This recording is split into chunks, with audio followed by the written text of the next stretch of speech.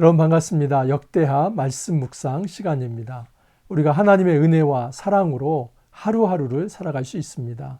하나님의 긍휼이 아니면, 하나님의 은혜가 아니면 우리가 하루를 버티고 또 살아갈 수 없습니다.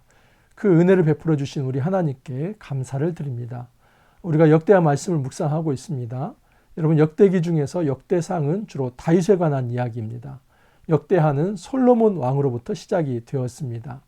우리 역대하에 나온 왕들의 이름을 다시 한번 반추해 보겠습니다. 솔로몬, 르호보암, 아비야, 아사, 여호사밧, 여호람, 아하시야, 아달랴, 그리고 요아스, 아마샤, 우시야, 요담, 히스기야까지 우리가 지금 살펴보았습니다. 여러분, 이 이름들 나열을 할 때 지금 이 이름에 맞는 스토리가 연상이 되면 역대하 말씀을 매우 충실하게 잘 묵상하신 분입니다. 저는 성경에 이 명단을 나열하는 것이 어떤 의미가 있을까 처음에는 그렇게 많이 생각했고, 또 그런 특별히 역대상 1장에서 9장까지는 쭉 명단이지 않습니까? 그런 걸 보면서 도대체 여기서 어떤 걸 묵상할 수 있을까 싶었는데, 지금은 제 생각이 달라졌습니다. 왜냐하면 역대하 말씀을 충실하게 묵상해 가면서 자연스럽게 이름들이 머릿속에서 외워졌습니다. 단지 이름만 외워진 게 아니라 그 한 왕이 어떤 행동을 했고 또 그들을 통해서 얻을 수 있는 교훈이 무엇인지 제 안에 정리되었기 때문입니다. 여러분, 역대하 말씀을 다시 한번 좀 깊이 묵상해 가면서 이 한 사람 한 사람을 통한 그 교훈을 우리가 가슴에 잘 새길 수 있기를 바라고, 때로는 좋은 모범은 따라가고 또 55의 교훈은 우리가 경계하면서 그렇게 살지 않도록 마음을 먹었으면 좋겠습니다. 이제 히스기야의 개혁이 다 끝나고 여러분, 정말 극악무도한 또 왕 하나가 나타납니다. 므낫세입니다. 이 유다 왕 중에서 아하스, 므낫세 이런 왕은 굉장히 악한 왕입니다. 그렇지만 여러분, 이 므낫세에게 임하는 하나님의 은혜는 더 크고 놀랍습니다. 그래서 오늘 저는 사실 이 므낫세가 굉장히 악한 왕이기 때문에 그 악한 점을 더 부각시켜서 얘기하고 싶지만, 오늘 성경, 특별히 이 역대기는 므낫세의 회개와 하나님의 응답과 하나님의 은혜가 더 방점이 있기 때문에 그 하나님의 은혜에 초점을 맞춰서 말씀을 전하도록 하겠습니다. 자, 오늘 말씀 역대하 33장 1절에서 25절인데 1절, 2절을 한번 제가 읽어드립니다. 므낫세가 왕 위에 오를 때에 나이가 12세라 예루살렘에서 55년 동안 다스리며 여호와 보시기에 악을 행하여 여호와께서 이스라엘 자손 앞에서 쫓아내신 이방 사람들의 가증한 일을 본받아. 여러분, 이 므낫세에 대한 평가입니다. 그가 12세의 왕이 되었는데 55년 동안 통치를 했다고 합니다. 그런데 그의 왕에 대한 통치가 여호와의 보시기에 매우 악했다라고 얘기를 합니다. 그래서 이방 풍속을 쫓아갔다고 얘기합니다. 도대체 그러면 이 므낫세가 어떤 악행을 저질렀는지 그걸 한번 살펴보겠습니다. 3절 이하를 보면 그의 아버지 히스기야가 헐어버린 산당을 다시 세우며 바알들 위하여 제단을 쌓으며 아세라 목상을 만들며 모든 1월 성신을 경배하며, 또 6절 이하를 보면 흰놈의 아들 골짜기에서 그의 아들들을 불 가운데로 지나가게 하며 또 점치며 사술과 요술을 행하며 신접한 자와 박수를 신임하여 여호와의 보시기에 악을 행하여 여호와를 진노하게 하였으며 또 자기가 만든 아로새긴 목상을 하나님의 전에 세웠더라. 여러분, 악의 종합 백화점입니다. 이 아하스와 므낫세는 정말 전무후무한, 도대체 이런 왕이 또 있을까 할 정도로 굉장히 악한 왕입니다. 하나님이 싫어하시는 모든 일을 다 했습니다. 어디까지 가냐면 하나님께서 가증히 여기는 그 우상을 성전 안에까지 세웠습니다. 여러분, 성전은 거룩한 곳입니다. 그 어떤 오염된 것이나 부정한 것이 성전에 들어와서는 안 됩니다. 근데 그 성전에 이방 우상 신상을 세우고 거기에 절했던 사람이 바로 므낫세입니다. 아하스를 쫓아서 므낫세도 흰놈의 골짜기에서 자녀들을 불에 태워드리는 그 인신제사를 드렸습니다. 이것은 매우 하나님께서 가증히 여기는 것입니다. 바알신을 섬겼고 또 신접한 자와 박수무당을 통해서 하나님께 묻는 것이 아니라 그 죽은 자의 영이나 이 귀신들을 찾아가서 점치는 일을 했습니다. 한 왕이 그것도 유다에서 여호와만을 바라보고 그 여호와의 신앙을 전파해야 하고 그 여호와의 신앙으로 백성을 통치해야 할 이 왕이 이처럼 여호와의 보시기에 악한 왕이 되었던 것입니다. 여러분, 하나님께서는 이 악에 대해서 침묵하지 않으십니다. 지금 아하스를 하나님이 심판하셨던 것처럼 이 므낫세를 하나님께서 징계하십니다. 그런데 그 징계를 하실 때 반드시 하나님은 기준을 이야기하십니다. 우리가 정말 기억해야 할 것은 무엇이냐면 하나님의 심판은 경고가 있습니다. 근데 그 경고는 말씀에 대한 기준을 바탕으로 이 말씀을 지키지 않은 것에 대해서 이 말씀을 지키지 않았다면 이렇게 처벌하겠다. 이것이 심판에 대한 경고입니다. 이 심판에 대한 경고 없이 하나님께서 심판하시는 적은 없습니다. 그것은 오늘날도 마찬가지입니다. 이처럼 말씀 사역자들을 통해서 말씀을 전하는 이유는 뭐냐면 하나님께서 기준을 말씀하시는 겁니다. 그 말씀의 기준을 이야기하시면서 그 말씀의 기준에 따라서 말씀에 순종하면 하나님께서 긍휼을 베푸실 것이지만 끝까지 그 말씀에 불순종하면 하나님께서 심판하시겠다. 그 이야기를 하시는 겁니다. 자, 그러면 그 기준이 무엇인지를 한번 살펴보겠습니다. 옛적에 하나님이 이 성전에 대하여 다윗과 그의 아들 솔로몬에게 이르시기를 내가 이스라엘 모든 지파 중에서 택한 이 성전과 예루살렘에 내 이름을 영원히 둘지라. 만일 이스라엘 사람이 내가 명령한 일들 곧 모세를 통하여 전한 모든 율법과 율례와 규례를 지켜 행하면 내가 그들의 발로 다시는 그의 조상들에게 정하여 준 땅에서 옮기지 않게 하리라. 첫 번째 기준은 무엇이냐면 그 땅에서 여호와의 율법을 잘 지키면 그 땅에서 쫓아내지 않겠다는 것입니다. 여러분, 땅의 신학이 있습니다. 땅의 신학의 핵심은 무엇이냐면 모든 땅은 하나님의 것이라는 겁니다. 여러분, 땅의 주인이 하나님입니다. 이스라엘 백성은 땅의 주인이 아니라 그 땅에 거주하는 거주민입니다. 그런데 거주하는 조건이 있는데 그 조건은 무엇이냐면 여호와의 율법과 규례를 그 규례와 법도를 지키는 것입니다. 말씀에 순종하면 그 땅에서 살게 하겠다. 이게 땅의 신학의 핵심입니다. 역으로 말하면 말씀에 순종하지 않으면 그 땅에서 쫓아내겠다. 이게 바로 대적에 의해서 그 땅이 짓밟히고 그 땅 백성은 포로가 되는 그런 상황입니다. 그래서 하나님이 계획을 하십니다. 9절 이하를 보면 유다와 예루살렘 주민이 므낫세의 꾀임을 받고 악을 행한 것이 여호와께서 이스라엘 자손 앞에서 멸하신 모든 나라보다 더욱 심하였더라. 여호와께서 므낫세와 그의 백성에게 이르셨으나 그들이 듣지 아니하므로 여호와께서 아수르 왕의 군대 지휘관들이 와서 치게 하심에 그들이 므낫세를 사로잡고 쇠사슬로 결박하여 바벨론으로 끌고 간지라. 정확히 하나님은 하나님의 기준에 따라서 말씀에 순종하지 않았기 때문에 므낫세와 그의 백성을 그 땅으로부터 쫓아냈다고 합니다. 여러분, 므낫세 시대에 주름을 잡던 세계 제국은 누구입니까? 아수르입니다. 그리고 이 바벨론은 아직 떠오르는 태양이 아닙니다. 이제 신흥국입니다. 그래서 이 바벨론이라고 하는 이 땅도 아수르의 통치 영역이었습니다. 그래서 이 아수르 대제국에서 므낫세를 포로로 끌고 가서 그 바벨론에 포로로 잡아두었던, 인질로 잡아두었던 그 시절이 있었다는 겁니다. 이것은 하나님의 징계입니다. 우리 하나님께서는 므낫세가 죄를 지었을 때 그 죄에 대해서 분명히 징계를 하십니다. 자, 그러면 이제는 열왕기 하에는 없는 말씀이 지금 오늘 이 역대 하에는 나타납니다.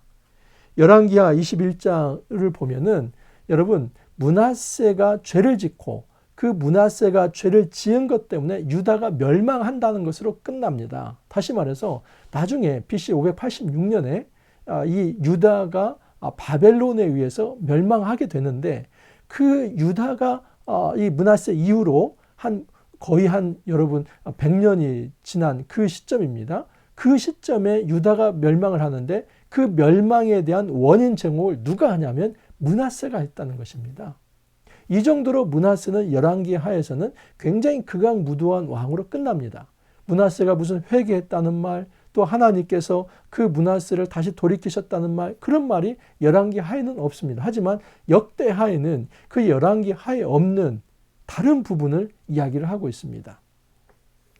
12절 이하를 보면 그가 환난을 당하여 그의 하나님 여호와께 간구하고 그의 조상들의 하나님 앞에 크게 겸손하여 기도하였으므로 하나님의 그의 기도를 받으시며 그의 간구를 들으사 그가 예루살렘에 돌아와서 다시 왕위에 앉게 하심에 므낫세가 그제서야 여호와께서 하나님이신 줄을 알았더라.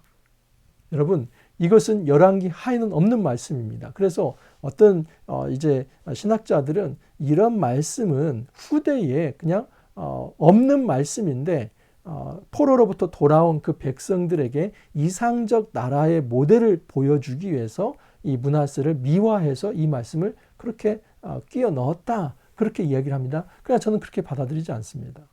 여러분, 실제로 므낫세는 하나님 앞에서 부르짖고 기도했고, 그리고 오늘 말씀처럼 겸손하게 자신을 엎드림을 통해서 하나님의 그 기도에 응답하심으로 그를 이 바벨론으로부터 다시 돌아오게 했다는 겁니다. 여러분, 아까 말씀을 드렸듯이 이 바벨론은 아수르의 통치 영역에 있던 그런 시대입니다. 나중에 이제 이 신흥 바벨론이 아수르를 이기게 됩니다. 근데 그 전에 이 아수르의 포로가 되었을 때 지금 바벨론 지역을 갔는데 그곳에서 하나님의 도우심으로 므낫세가 다시 돌아옵니다. 그 이유는 무엇이냐면 므낫세가 겸손하게 하나님 앞에 엎드렸기 때문입니다. 그가 죄를 지었지만, 정말 극악무도한 죄를 지었지만 하나님 앞에 부르짖고 기도하고 겸손하게 엎드렸을 때 하나님은 그 기도에 응답하시고 돌아오게 하셨다는 겁니다. 사실 저는 이 말씀을 읽을 때 잘 이해가 되지는 않았습니다. 어떻게 이런 극악무도한 왕을 하나님께서 죽이시지 아니하고 기도한다고 해서 다시 돌이키실 수 있을까? 여러분, 그러나 이 역대기는 바로 그 점을 강조하고 있습니다. 지금 므낫세가 잘나서가 아니라 사실은 하나님의 은혜로 이 므낫세는 돌아올 수 있었다 하는 것입니다. 우리가 이전에 묵상했지만 역대하 6장을 제가 한번 좀 읽어드릴 필요가 있을 것 같습니다. 그 말씀을 이해하지 못하면 오늘 말씀을 이해할 수 없기 때문입니다. 자, 역대하 6장 16절 이하는 무엇이냐면 솔로몬이 성전을 봉헌하고 하나님 앞에 기도하는 내용입니다. 6장 16절입니다. 이스라엘의 하나님 여호와여, 주께서 주의 종 내 아버지 다윗에게 말씀하시기를 내 자손이 그들의 행위를 삼가서 내가 내 앞에서 행한 것 같이 내 율법대로 행하기만 하면 내게로부터 다시 나서 이스라엘 왕위에 앉을 사람이 내 앞에서 끊어지지 아니하리라 하셨사오니 이제 다윗을 위하여 그 허락하신 말씀을 지키시옵소서. 솔로몬은 다윗의 아들이지 않습니까? 근데 솔로몬이 성전에서 기도할 때 다윗 언약을 붙들고 기도합니다. 사무엘하 7장 이하에 나와 있는 그 다윗 언약은 무엇이냐면 말씀을 지키면 이 나라의 위를, 다시 말해서 이 왕위를 영원히 끊어지지 않게 하겠다. 그것이 기준이었습니다. 그리고 그 기준에 맞게, 그 다윗 언약에 맞게 솔로몬은 기도를 했고, 솔로몬이 성전에서 기도한 것이 기준이 되어서 하나님은 이 말씀을 바탕으로 이스라엘을 통치하셨던 겁니다. 자, 그런데 솔로몬이 한 가지 더 기도합니다. 20절 이하를 보면 주께서 전에 말씀하시기를 내 이름을 거기에 두리라 하신 곳 이 성전을 향하여 주의 눈이 주야로 보시오며 종이 이곳을 향하여 비는 기도를 들으시옵소서. 주의 종과 주의 백성 이스라엘이 이곳을 향하여 기도할 때 주는 그 간구함을 들으시되 주께서 계신 곳 하늘에서 들으시고 들으시사 사하여 주옵소서. 24절입니다. 만일 주의 백성이 이스라엘이 주께 범죄하여 적국 앞에 패하게 되므로 주의 이름을 인정하고 주께로 돌아와서 이 성전에서 주께 빌며 간구하거든 주는 하늘에서 들으시고 주의 백성 이스라엘의 죄를 사하시고 그들과 그들의 조상들에게 주신 땅으로 돌아오게 하옵소서. 솔로몬의 기도였습니다. 그 성전에서 비록 이 백성이 죄를 지어서 먼 타국 땅에 포로가 된다 할지라도 이곳에서 기도한다면 하나님 그 기도에 응답해서 그 포로로 갔던 사람들이 돌아오게 해주십시오. 여러분, 므낫세가 어떻게 돌아옵니까?